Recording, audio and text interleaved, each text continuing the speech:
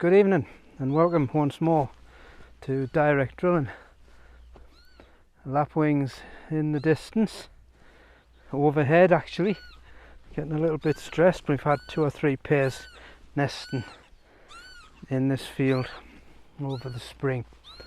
This is a field of spring barley which was planted around about the 25th of April, I think it was, and the variety is Sienna. So we had a little bit of a problem in here where we had an awful lot of annual meadowgrass trash. This field was in stubble turnips prior to this. They never did terribly well in those patches of annual meadowgrass, which you can see straight ahead of us, the remnants of which are still there. Fairly wet areas as well, so as you can see the drill kind of slotted the ground, and between that and slugs, poor germination, these patches are not really the best. There is a few plants there, but they're not great. And there's other areas here where the seed bed was a bit cloddy. There's plants there, but again, it's a bit patchy. Then we get into here where there's very little trash, and the seed bed was good, and the plants are good, not too bad. But anywhere where there's trash, it really did get a hammering with slugs. You can see the remnants of slug damage there and there, where there's all these heavy trashy bits. No, but if you come across here and find an area where there's not so much trashy bits, there's not so much historical slug damage. They have been treated. This field has been treated. And that seems to have stopped them in their tracks. So we have had a little bit of a need for rain, which came this afternoon, and there was a fair bit. I'm not quite sure how much, but I was over in that direction today, and I'm probably around about 2 or 3 miles away, and I could see it was black over here, really black. But over there we only had a couple of mil.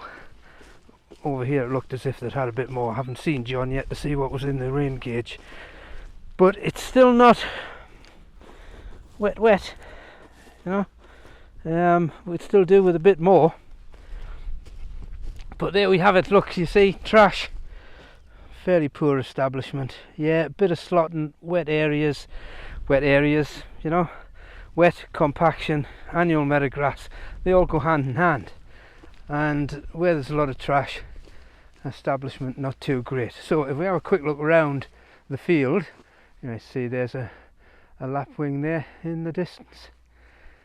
You can see it's patchy. Okay, now what we're going to do now, we're going to go to a field which is directly next door, which didn't have so much of a meadowgrass problem, therefore didn't have so much trash, and you'll see the difference.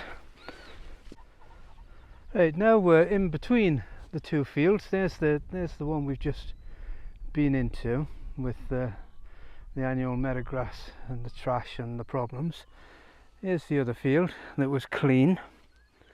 Not so much meadowgrass, planted on the same day, same seed rate, same variety.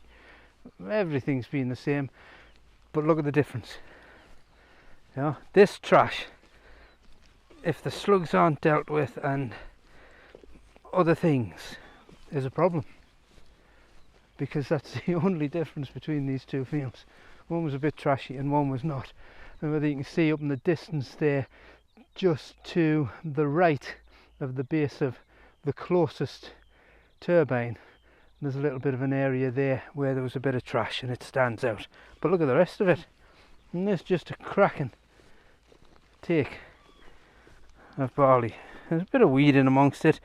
The chickweeds, there's a bit of fumitory there, ground sorrel, See his oilseed rape plant there. Nothing that can't really be dealt with. There was brome in these fields, but I haven't really seen that much of it. It was glyphosated. Glyphosated, is that a word? It had glyphosate applied to it prior to planting, but that looks like an absolutely super take. And the other thing I quite like about this is that if you remember the problems that we had calibrating the mower drill, and because the drive wheel is the wrong size for the Accord hopper metering system, we couldn't get the amount of seed on that we wanted to. So we cross drilled this. We put it on at half rate twice. I don't know whether you can see that. There was one run was that way and one run was that way. It's given us a really nice plant spread. But that is, there's still a little bit of slug damage in here, but there's not the total devastation in areas as there is and was in the other field. Quite a population of pigeons and crows on here, so they're eating something, but they don't really seem to be eating the plants too much. Let's have a quick shufty at one of these plants. So you got a one there that's a tiller coming on it. Tillers. Yeah, it's just romping away, and it wants to as well, because we've got one more week of May left. June, July, August into September. We'll just have to wait and see how it comes in. But no, that's looking quite nice. And on a nice night like this, not much of a breeze, and we've got, well, we did have the lapwing getting itself in a little bit of a state because I'm in here. It's quietened itself down now, but there's about, I think there's 3 pairs of lapwing in these 2 fields. So there you have it, Sienna spring barley. They're not so good over there, and they're much better here. And there we go, if you can see that, there's a lapwing coming across there now.